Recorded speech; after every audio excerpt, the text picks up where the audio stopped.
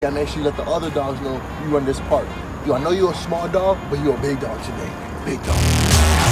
You are looking live at Marshawn Lynch. Fans Tom more than an Indianapolis. Yeah. Play here and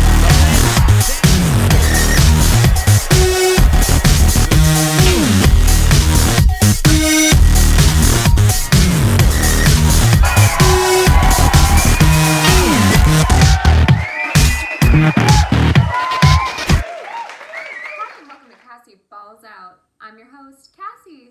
Thank you so much for joining us this week on the show. We're so happy that you're here, and my therapist wanted me to extend a very special shout out to the Pittsburgh Steelers for making my therapy bills sky high. So, thanks guys.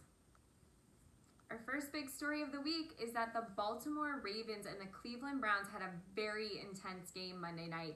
It was so close that it scared the crap out of Lamar. Now, Lamar claims that he had cramps, but we all know he's full of shit. He was so fast and so good in his running game Monday night that people are calling him a young Ben Roethlisberger. Ah, the speed. Our next big story is that the New York Jets are finally in a close game.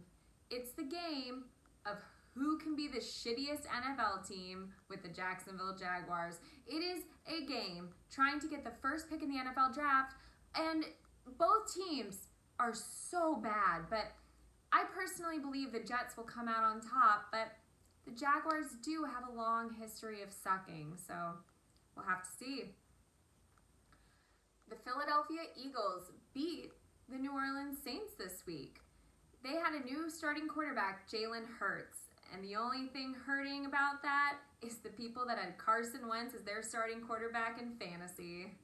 But let's be honest, they've been hurting for a while. Chris Collinsworth has a new enemy in the NFL.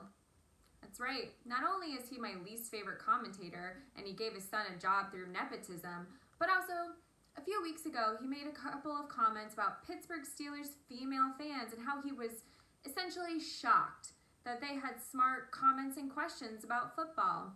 Now, I spent a few weeks really harping on this and getting extremely bitter before I talked about it on the show. And now that I'm there, I have one question for you, Chris. How dare you? Tom Brady's company, TB12, got a $960,000 loan from the federal government due to the coronavirus pandemic. Tom Brady is worth $200 million. He and his wife combined are worth $600 million. They just bought a multi-million-dollar yacht to travel around Tampa Bay. So when I think of the poor, struggling, barely able to make ends meet Americans, I think Tom Brady.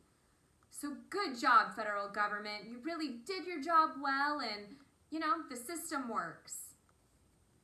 Thank you so much for joining us on the show today. Next week, we're going to talk about how the Steelers beat the Bengals. If not, I will be here crying and stabbing my eyes out. So, thanks, and have a great day.